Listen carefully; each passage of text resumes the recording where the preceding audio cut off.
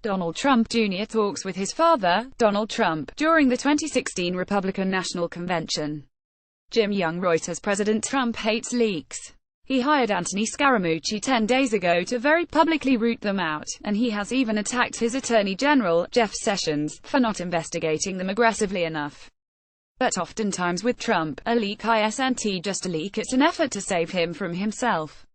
Such is the case with the Washington Post's big scoop Monday night that Trump personally dictated the highly misleading initial statement about Donald Trump Jr.'s meeting with a Russian lawyer in June 2016.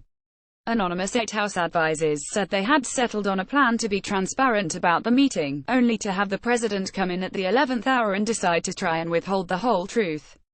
The result, at Trump's personal direction, was a statement that claimed the meeting was about adoption, when in fact the stated purpose of it was opposition research supposedly from the Russian government about Hillary Clinton.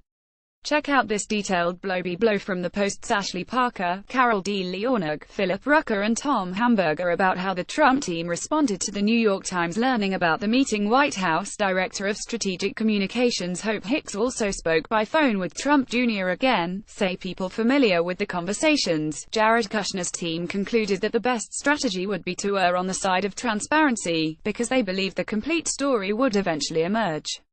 The discussions among the president's advisors consumed much of the day, and they continued as they prepared to board Air Force One that evening for the flight home. But before everyone boarded the plane, Trump had overruled the consensus, according to people with knowledge of the events. It remains unclear exactly how much the president knew at the time of the flight about Trump Jr.'s meeting. The president directed that Trump Jr.'s statement to the Times described the meeting as unimportant. He wanted the statement to say that the meeting had been initiated by the Russian lawyer and primarily was about her pet issue, the adoption of Russian children.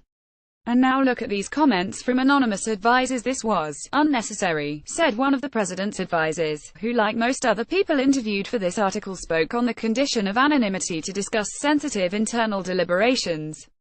Now someone can claim he's the one who attempted to mislead. Somebody can argue the president is saying he doesn't want you to say the whole truth. And here Trump, advisors say, is increasingly acting as his own lawyer, strategist and publicist, often disregarding the recommendations of the professionals he has hired.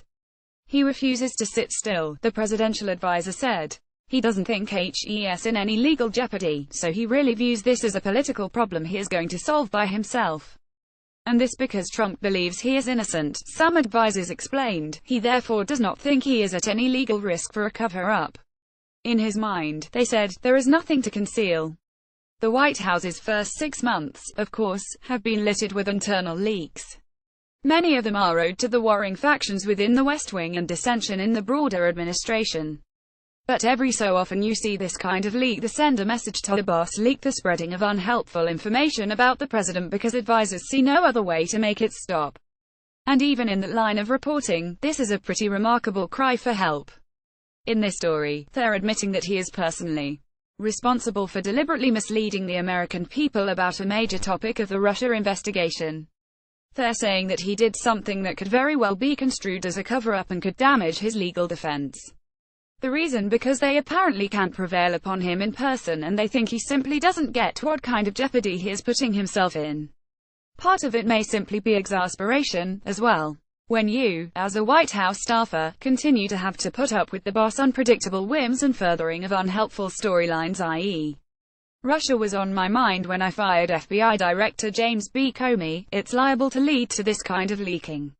Trump will surely view this as an effort by the deep state and/or the media to undermine him. He'd be better off understanding it for what it is, a desperate effort to help him help himself. After all, in this case, the advisors were right.